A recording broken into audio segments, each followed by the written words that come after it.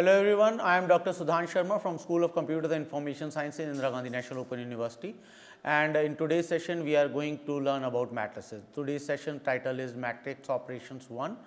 But before starting the session, I would like to say that in the prior sessions you had already learned about determinants, understood how to evaluate the determinants, and learned about the application of determinants, wherein we understood about how to calculate the area of the triangle, and we learned about Cramer's rule and how to use determinant to solve the system of linear equation. Now, in today's session, which is about matrix operation 1, we are going to start with elementary row operations. So, the session objectives are in fact to perform the elementary row or column operations and understand the concept of row equivalence. Apart from this, we are going to explore the algorithm to reduce a non-singular, that is invertible matrix to an identity matrix. So, these three are the objectives of the today's session. So, let us begin with elementary row operations. Basically, there are three elementary row operations. One is scaling, other is interchange, and third is replacement. And we may also call them elementary row or column operation because they can be applied either on the rows or onto the columns. And these operations are actually very important because by using these operations, we are able to reduce a matrix into a triangular form or a normal form. What is the utility of transforming a matrix into a triangular form or a normal form? We will learn as the session proceeds. Now, so far as the definition of the elementary operation is concerned, actually the elementary operations are operations like scaling leads to multiplication of a row or a column by a non-zero constant. That means Ri implies k times of Ri or Rj. So, that means where k is a constant. Now, non-zero constant, because if k is an integer, then we are scaling up. If k is a fraction value 1 by 2, 1 by 3, 1 by 4, then we are scaling down.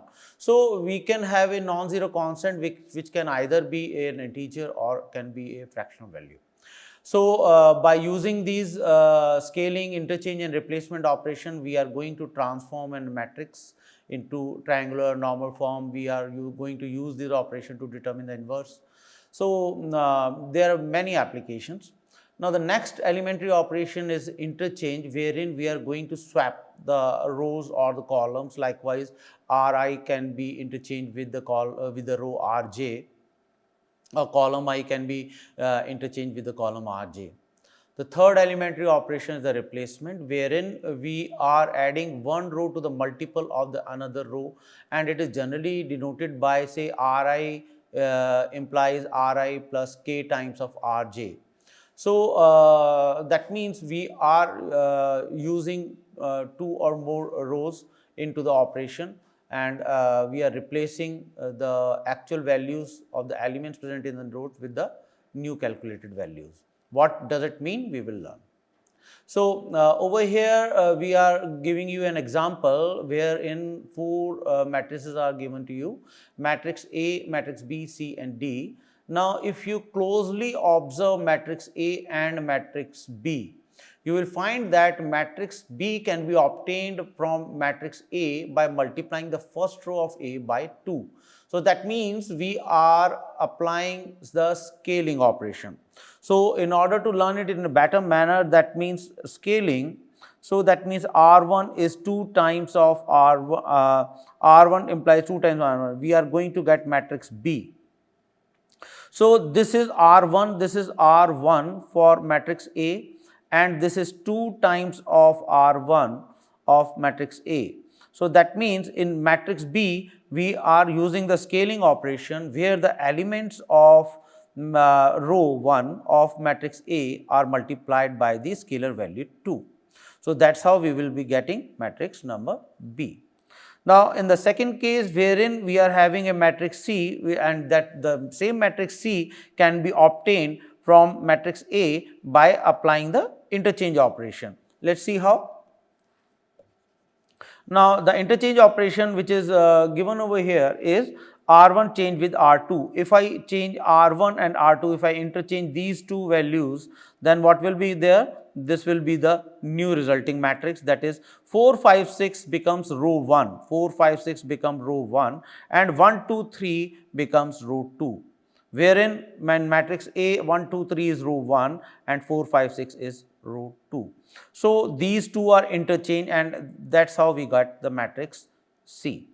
Apart from this, on the same lines of action, when we are using the replacement as an elementary operation, that means replacing row 1 of matrix D with row 1 of A plus 2 times of row 2 of A. Now, if I calculate it, let me do it for you. You will see that this is row 1 of D and what is given? Row 1 is replaced by R1 plus 2 times of R2.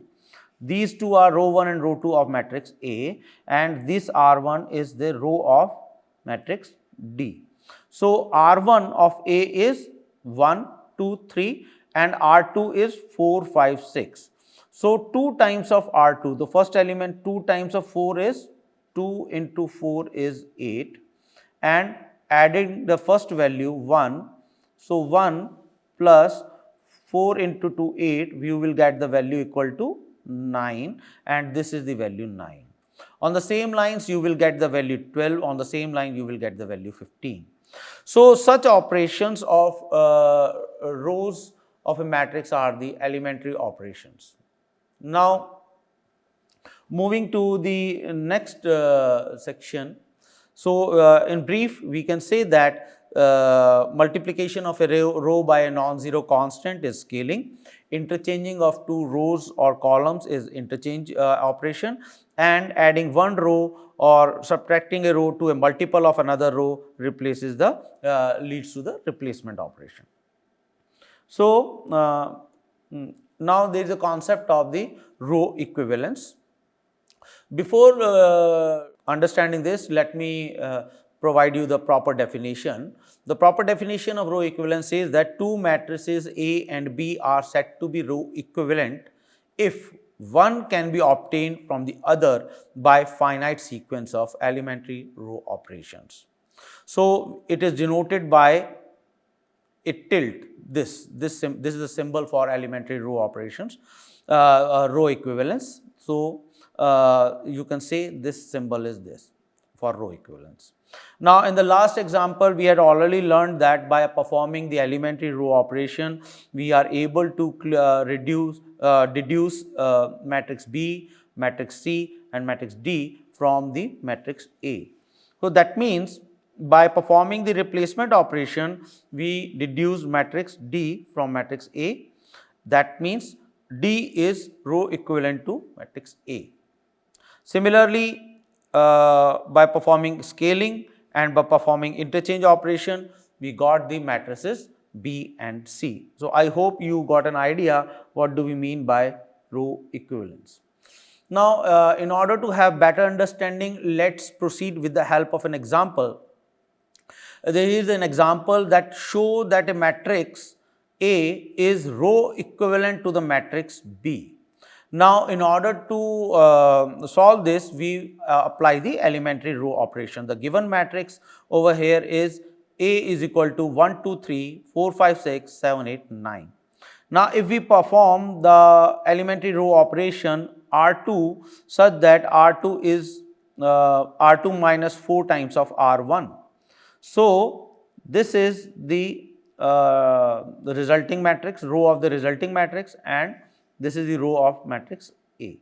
So, if we perform R2 minus 4 times of R1.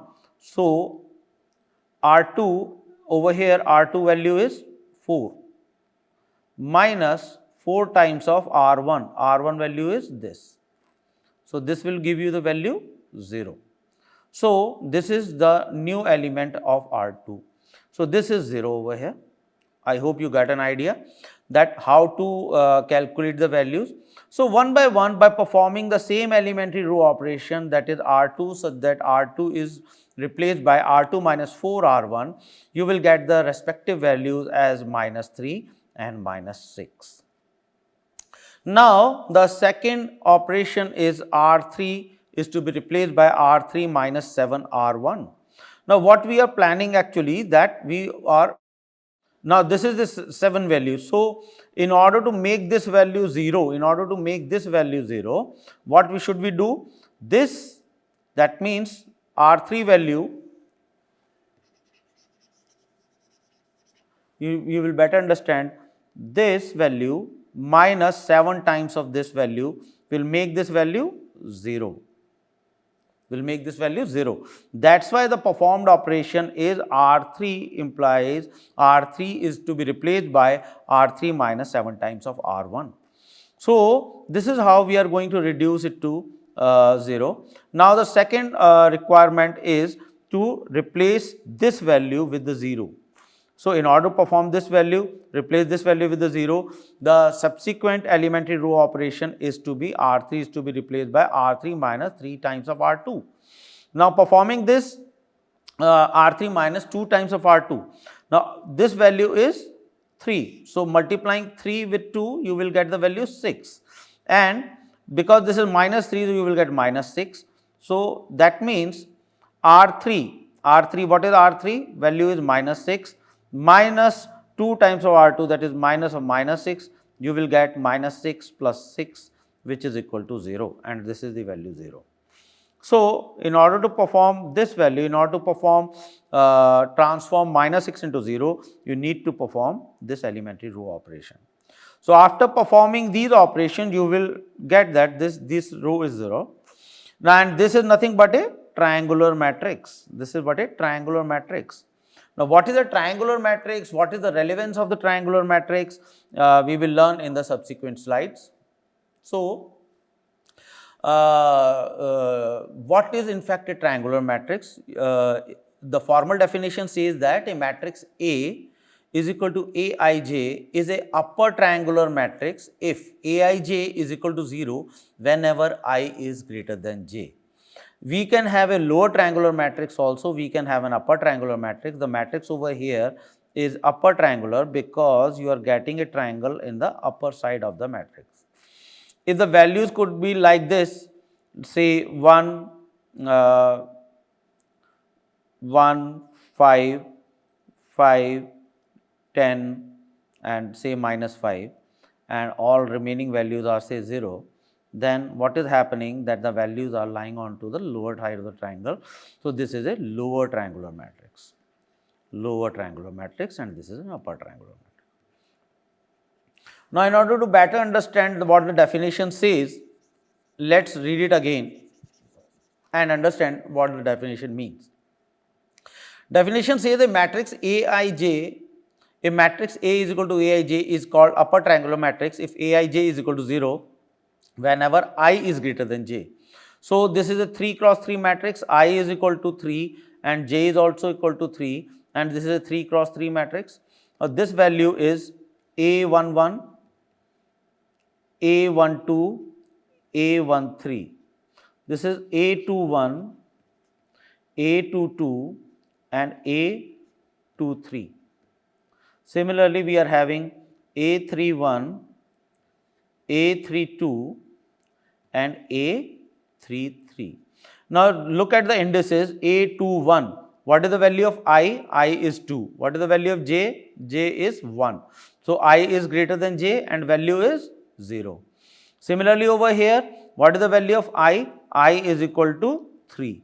What is the value of j? J is equal to 1. I is greater than j and the resulting value is 0. So, Aij is equal to 0 whenever I is greater than j. I hope you are able to understand what the definition means. Now, there is a theorem which says that every matrix can be reduced to a triangular matrix by performing the elementary row operation. Now, how a matrix can be reduced to an triangular matrix by performing the elementary row operations, we will learn now by the help of an example. Now, look at over here that we are given an example that there is a matrix A 3, 4, minus 5, 1, 1, 0, 1, 1, 5 is row equivalent to I3. I3 is nothing but an identity matrix, and what is identity matrix? This is an identity matrix. I hope you remember we learned about different type of matrices in our past sessions. So, performing the elementary row operation, this operation is interchange. This operation is interchange because we are interchanging row 1 with row 2. So, interchanging row 1 with row 2, that means this row 1, this is row 1 of original matrix A and this is row 2, and interchanging these two, what will happen? 1 1 0 will become row 1 and 3 4 minus 5 will become row 2. So, this goes up, this goes up and this comes down.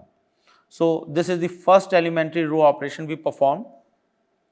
Now, again we are performing the elementary row operation wherein we are supposed to perform R2 is to be replaced by R2 minus 3R1 and R3 is to be replaced by R3 minus R1. That means what we are going to perform is replacement.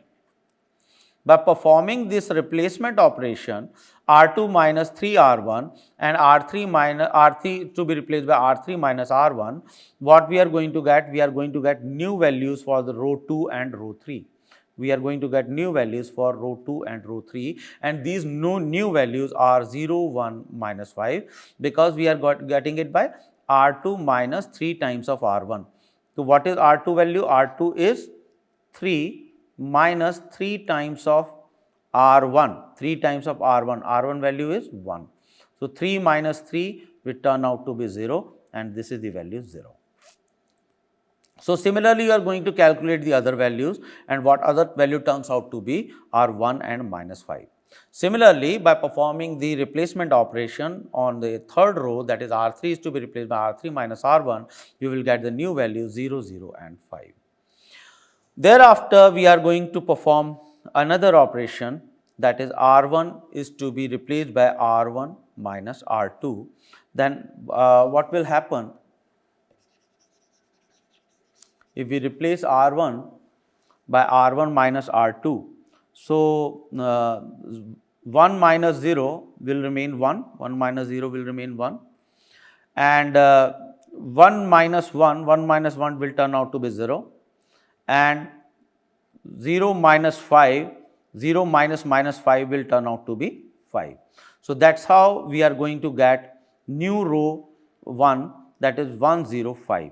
Thereafter, as I already told, that in scaling when we are going to replace Ri by k times of Rj, then k can be an integer number or a fractional value. Over here it is a fractional value of 1 by 5.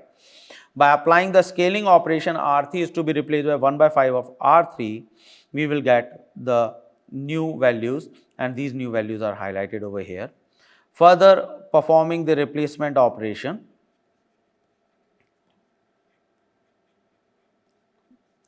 R1 is to be replaced by R1 minus 5 R3 and R2 is to be replaced by R2 plus 5 R3, you will get an identity matrix I3.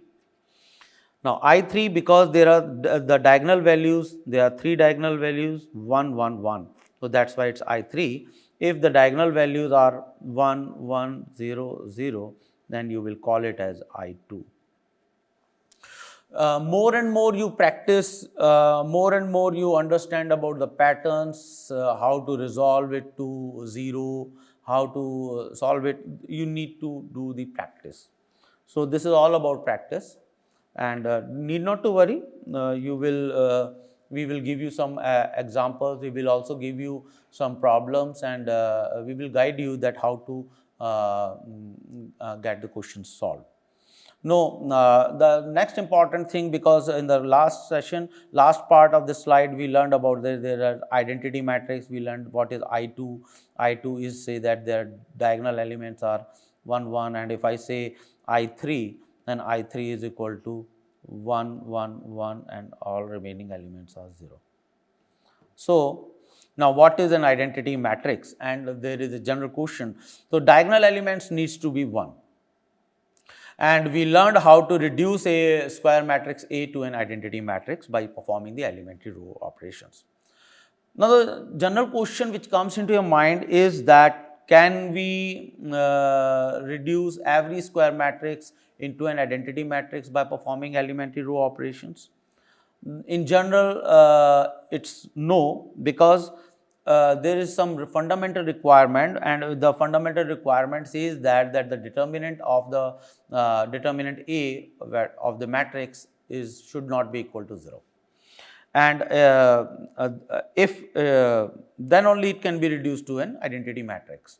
So determinant A should not be equal to 0. So whenever you want to check that whether a matrix can be reduced to an identity matrix, firstly you need to check whether the determinant of that matrix is turning out to be 0 or not. And you learned how to evaluate a determinant in our past sessions. So this is again one of the important concepts. Now there are some fixed steps. By performing those fixed steps, you can transform a square matrix into an identity matrix, and that algorithm is given over here.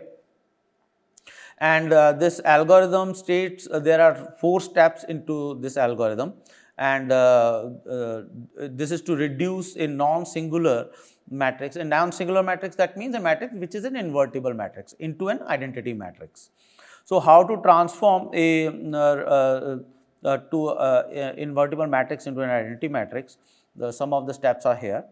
The first step says that makes the first element of first column unity by scaling. If the first element is 0, then first make use of interchange. I am firstly reading out these steps, and then I will apply these steps onto the numerical, which is over here only. The second step is make all the elements of the first column below the first element 0 by using replacement. Third step is make the second element of second column unity and all other elements 0. And finally, we need to continue the process column by column to get an identity matrix.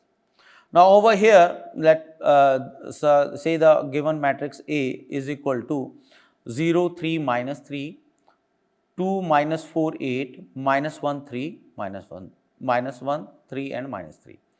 Now over here the first element is 0.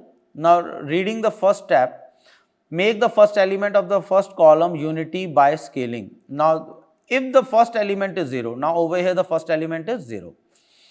Then first make use of interchange. So that's why over here the interchange property is used, and wherein R1 is replaced by R2. So elements, these two are swapped. These two rows are swapped. Row 1 and row 2 are interchanged. So firstly we applied the interchange, and because of which now the new transform matrix is 2, minus 4, 8, 0, 3, minus 3, minus 1, 3 and minus 3. Now performing what was the first step? Make the first element of the first column unity by scaling.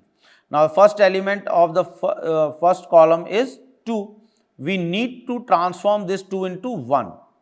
How this 2 will be transformed into 1? Then we need to perform scaling. That means R1 is to be replaced by 1 by 2 of R1. So dividing the entire row R1 by 2. So that means we are multiplying each and every element of row 1 by 2. So 2 divided by 2 will be 1, minus 4 divided by 2 will be minus 2, and 8 divided by 2 will be 4. I hope first step is clear.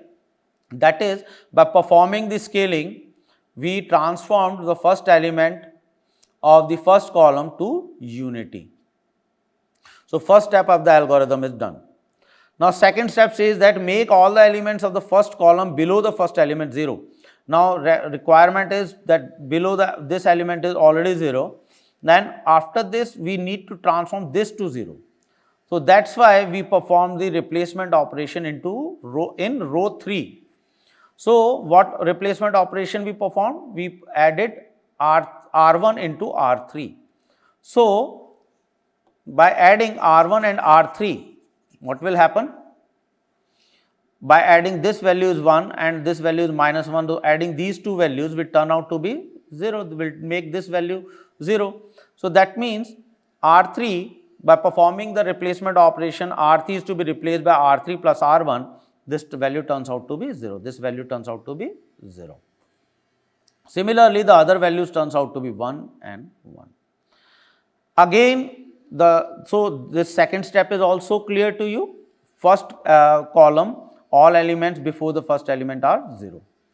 Now the third step says make second element of the second column unity and all other elements 0. So again we are supposed to apply the concept of the scaling, wherein again this step, the cycle repeats. Firstly we did interchange so as to make the first element non-zero. Then we use scaling, then replacement, then scaling, then replacement, then scaling, then replacement. So scaling and replacement are to be done repeatedly. So the next point of scaling is R2 is to be replaced by 1 by 3 of R2. And by doing this, you will get the entire values as this. Thereafter, again the replacement operations are to be done. So just performing these operations, that is their simple addition and subtraction operation, you are supposed to perform it point wise, that is value by value, and you will get the result that after performing the replacement and scaling operations again and again, you will turn out at the final value, which is an identity matrix. So this is a very simple algorithm wherein you are supposed to perform the scaling and replacement operation by looking at the number values, and by doing this you are able to transform a square matrix into an identity matrix. Why we need to transform a square matrix into an identity matrix, we will learn in the upcoming session, wherein we will try to understand how we can calculate the inverse of a matrix, which is done by using this concept of inverse of a matrix. So in this session, you learned about what are elementary row operations and or column operations, and you identified that there are scaling, interchange and replacement.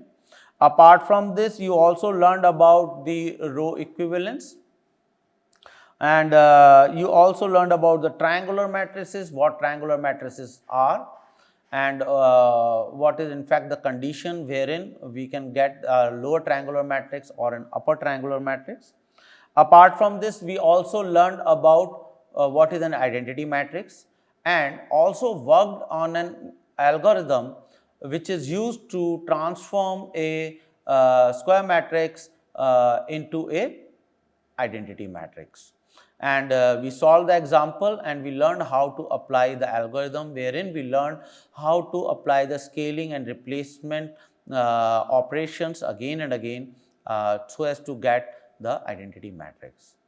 I hope you enjoyed the session, and one suggestion is this, that whatever examples are given over here, you just try to work with these examples, writing into the copies, into your notes, and try to solve by on your own.